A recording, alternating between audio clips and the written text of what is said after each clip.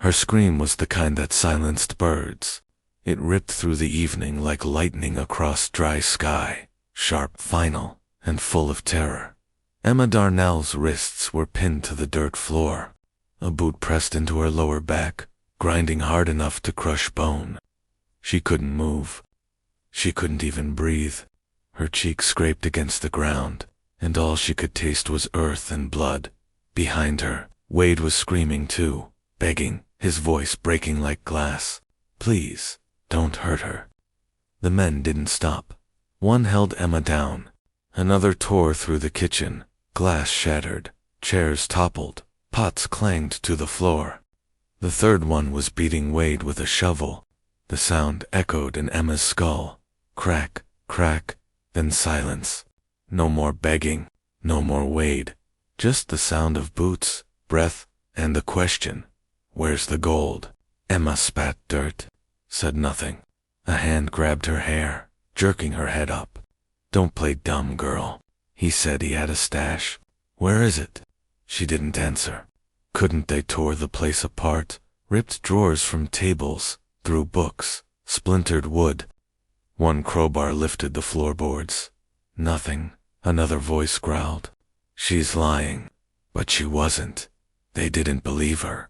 They dragged her to the back room and slammed her against the wall so hard her vision went black around the edges. Blood soaked through her side. She could barely stand, but in that moment, in the blur of rage and terror, something inside her snapped. She made her move. The window shattered. Glass sliced her arm as she dove through. She didn't feel it. She just ran. Branches clawed her face as she stumbled into the trees, heart hammering. The sun was almost gone, the horizon bleeding red. Behind her, she heard shouts, curses, boots on wood. A gunshot split the dusk. She didn't look back. She didn't dare. Half a mile later, the forest broke open into flat land, and there it was. The Ramsey Ranch. Her legs gave out just before the gate. She hit the dirt hard, chest heaving. In her arms was something she didn't even remember, grabbing a wooden crate, small, heavy, stained dark at the edges. She clutched it like it was her child, out at the forge. Luke Ramsey was hammering iron when he heard the crash. He turned, wiping sweat from his brow, and froze. Emma Darnell, pale, bloodied, torn, was on her knees in the dirt. Her arms locked tight around that crate. Her lips trembled. She lifted her head and met his eyes. "Luke," she whispered. "They killed him. They're coming." Then she passed out. Luke dropped his tongs and ran. He lifted her gently. She was light, too light, bones wrapped in fear. He carried her inside, laid her on the bench near the hearth, and grabbed a towel. "Water, whiskey," he muttered to himself. She stirred, flinched as he pressed the cloth to her side. "Easy," he said softly. "Light," she gasped. "Please. It hurts. I know. Just hang on." The bleeding wasn't deep, but it was enough to leave a trail, enough for men to follow. Luke's eyes shifted to the crate she'd brought. It was old, padlocked, edges scarred. Whatever was inside, she'd nearly died to keep it. Outside. The wind began to howl across the valley, and beneath it, faint, distant, came the sound of hooves. Luke froze. 3 men, ruthless, armed, angry. They'd already taken one life. Would they take another tonight? Emma came to with a cough that rattled her ribs. Smoke from the forge drifted through the open door. For a heartbeat, she forgot where she was. Then she saw him, Luke Ramsey, sitting by the fire, eyes steady, rifle across his knees. Her side burned. She tried to sit up, but gasped. Luke leaned over, steady as stone. "Don't move too fast. You lost blood." She blinked hard, her voice raw. "I thought I didn't make it." "You did," he said. "Barely." Her eyes filled with tears. "They killed him, Luke. Wade's gone." He nodded, jaw tight. "They beat him with a shovel," she whispered. "I heard it crack, and they laughed. Said he lied about the gold. But Luke, There was never any gold. He listened quietly, not interrupting. They think he buried something behind the barn or under the porch, but he didn't. We barely had enough to eat. Luke rubbed his jaw, staring into the fire. Sometimes a man brags to the wrong person. She nodded weakly. He liked to talk big. Said we'd strike it rich, buy land in Oregon someday. Just talk. No gold, no mine, no nothing. Her eyes moved to the crate. I grabbed that on instinct. No idea why. Maybe Wade put something in it. Maybe not. But they're coming back for it. Luke stood, poured whiskey into a tin cup, and handed it to her. She took a sip, coughed, and froze. They saw me run, she said suddenly. They'll track me here. Luke didn't flinch. They'll try. You don't understand, she pressed. One of them, the big one with the broken nose. He worked for us last spring. Fixed the roof. He knows this land. He knows you. Luke's eyes narrowed. Then I reckon he knows what happens when a man crosses me. Luke, she started, but stopped when she saw his face. He was calm, too calm. The kind of calm that came from war. Luke walked to the back room and moved a barrel aside. Under it a trapdoor covered in dust. Emma frowned. What's that? Ever hear of a hider's hole? He asked. Used to dig in behind barns during the war. Big enough for two, quiet enough to outlast trouble. You think they'll check the barn? I hope they do. He lifted the door. You can sit here and pray, or help me set a trap they won't forget. Her eyes locked on his. Fear and fire mixed in one look. Then, from outside, a sound. One gunshot. Sharp. Distant. Luke's head turned. The wind whistled through the cracks in the cabin walls. They're here, he said. He shut the trapdoor and looked at her. It's time. Emma's breath caught.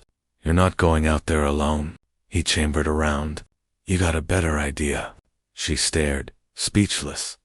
He nodded toward the hiding hole. You hide down there? No light. No sound. I can fight, she whispered. Not tonight. There was no arguing with that tone, quiet, unshakable. The voice of a man who'd seen battle and survived it. Emma climbed into the hole. Luke lowered the lid and pulled the rug over it. The room went dark except for the faint red glow from the forge outside. The sound of horses grew louder. 3 of them, a voice called from the yard, slick and confident. Evenin', old man. We're looking for a lady came through here. Pretty thing, bit of blood on her dress. Carried something that belongs to us. Luke stepped toward the door, rifle in hand. He looked out into the night, saw them through the flickering light. 3 men. 2, on horseback. 1 on foot, with a shotgun slung lazy over his shoulder. Luke Ramsey took a slow breath, jaw tightening. All right, boys, he muttered under his breath. Let's dance. He pushed the door open and stepped into the wind. His shadow stretched long across the dirt. She ain't here, he said. The man with the shotgun grinned. Funny. Her blood trail says otherwise. Luke smiled thinly. Then you better be sure it's hers before you follow it. The big one spat in the dirt. You hide in her, Ramsey. I don't hide people, Luke said. But I don't take kindly to men threatening women on my land. The man chuckled darkly. Ain't your land anymore? He lifted his shotgun, and that was when Luke moved. The first shot came from the shadows, near the forge, then the second. Sparks burst from the anvil as bullets struck metal. Horses screamed, men shouted, and beneath the floorboards, Emma clutched her hands to her ears, listening to the war start all over again. The night cracked open like thunder. The forge hissed. Gunfire roared. A man screamed. Quick, short, final. Then silence. Emma lay trembling in the darkness under the floor, her heart pounding so loud it drowned out the world. Smoke drifted through the cracks, sharp and metallic, the smell of blood and iron. When Luke lifted the trapdoor, the glow from the forge spilled in, painting his face red. His voice was steady, but his hands were shaking. It's done, he said. Emma blinked against the smoke. Are they? He nodded once. All but one. He's still breathing, and he's gonna tell me why Wade had to die. Emma pushed herself up, legs weak, lungs tight. The air outside felt heavier, the kind of silence that comes after violence, where even the wind holds its breath. The man was slumped against the fence, shirt soaked through, breath coming in wet, broken rattles. Blood gleamed dark under the forge light. Luke crouched beside him. The rifle was gone. No need for it now. Why Wade? He asked quietly.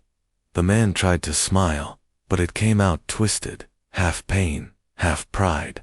He coughed, spat red. He owed us? Luke's jaw flexed. No, you owed him. He paid you for fixing that roof. The man's eyes darted toward the barn. It was a flicker, barely there, but Luke caught it. He leaned in, voice low. What's in there? No answer. Luke grabbed a rag from the forge table, pressed it against the man's wound, hard. The man screamed, Talk, too. Gold, he gasped. Said he. Hit a vein near the creek. Luke frowned. Who told you that? The man's head lolled. Someone in town, old trader. Said Wade was sitting on a stash. We came to collect. Luke stood up slowly, watching him fade. His voice was flat. You call that collecting? You just buried yourself in the same dirt as him. The man's eyes went dull. His body went still. Luke exhaled, long and heavy. Behind him the barn door creaked. Emma stood there, lantern in hand. Her face was pale, her hair tangled, but her eyes were steady. You shouldn't have come out, Luke said softly. I had to see, she whispered. I had to know. Her gaze shifted to the body, then to him. You think he was telling the truth? Luke nodded toward the barn. Only one way to find out. They pushed the doors open. The lantern's glow spilled across the dirt, revealing nothing but old tools, hay, and the faint smell of rust. Nothing, Emma said. Her voice cracked. Nothing but ghosts. Luke frowned. He walked forward, kicked at the ground. The sound changed, dull, then hollow. He dropped to one knee, brushed away the dirt. A wooden hatch. Emma froze. Luke. He looked up at her, then lifted the trapdoor. Inside was a chest. Small, square, old. The same kind of box she'd carried from the house. He pried it. Open. Gold coins. Dozens, real ones. The lantern light danced off them, sending soft yellow glints across their faces. Emma gasped. Her hand went to her mouth. He was telling the truth. He really found it. Luke's jaw tightened. Looks like it. She sank to her knees beside the chest, fingers trembling as she touched the coins. He was gonna surprise me, said we'd buy land out west. I thought he was drinking, but she trailed off. Tears welled up, cutting through the dirt on her cheeks. He died for this. Luke set his hand gently on her shoulder, and we just might live because of it. For a long moment, neither spoke. Only the crackle of the forge broke the silence. Then, faintly, a sound. Hooves. Again Luke's head snapped up. The echo carried across the valley, steady, heavy, not wild horses. Someone was coming. He grabbed his rifle. Get back inside. Emma stood, lantern trembling in her hand. Luke, I said inside. She didn't argue. They moved fast, back through the yard, past the blood and the bodies. The gate creaked in the wind. A single rider emerged from the darkness. Dusty coat, hat low, no gun drawn. He stopped at the fence, lifted a hand. Luke raised his rifle, eyes narrow. Who are you? The rider dismounted slowly, his voice calm but rough. Name's McCready, sheriff from over the ridge. Luke hesitated, but kept his aim steady. McCready stepped forward, boots crunching on the dirt. His gaze swept over the yard, the broken fence, the blood, the bodies cooling by the forge. Then he looked at the barn and saw the faint golden glint from the open chest. "Looks like you had yourselves a long night," he said. Luke lowered the rifle a few inches. "Long enough." "Gunfire carried far," the sheriff went on. "Figured I'd find trouble. You found the end of it." McCready nodded, rubbing his beard. "I see that. You two best get that buried. Folks, kill for less out here." His tone was even, not accusing, just tired. He tipped his hat and turned his horse. "You did what you had to." Luke watched as the sheriff rode away, his silhouette fading into the pale dawn. The wind calmed. The world went quiet again. Inside the barn, the lantern light flickered low.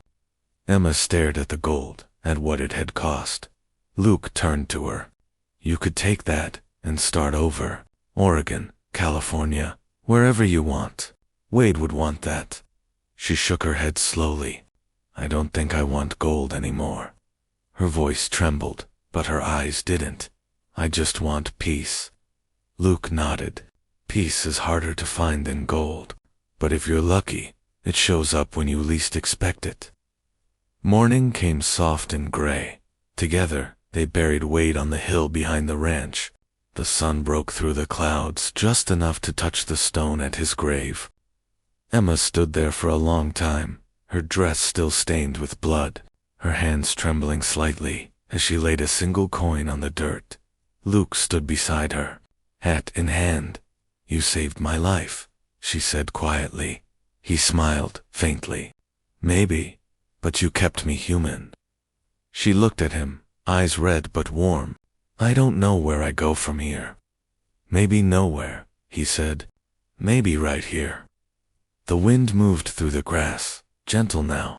The forge still burned, faint and steady, a promise of something still alive. Weeks passed. The town talked, of course. They always did. They told the story of the widow who ran through the dark, and the soldier who stood his ground. Some said she took the gold and disappeared west. Others swore she stayed, that sometimes, late at night, you could see the glow from the forge and two silhouettes by the fire, talking, laughing softly. No one ever knew the truth, but those who lived near the valley told it the same way every time. Sometimes the things meant to destroy us are the very things that teach us how to live again. Maybe that's the real gold. Not what you dig out of the ground, but what you find in the ashes after the fire. So if you're hearing this story tonight, wherever you are, take a breath. Maybe you've been running from something, too. Maybe you've lost, bled, or broken. But what if the fire that burned you is the same one that'll light your way home? If that thought stays with you, even a little, then this story did its job. And before you go, I'll say what Luke Ramsey might have said if he were still sitting by that forge. Rest easy, friend. The night's been long enough.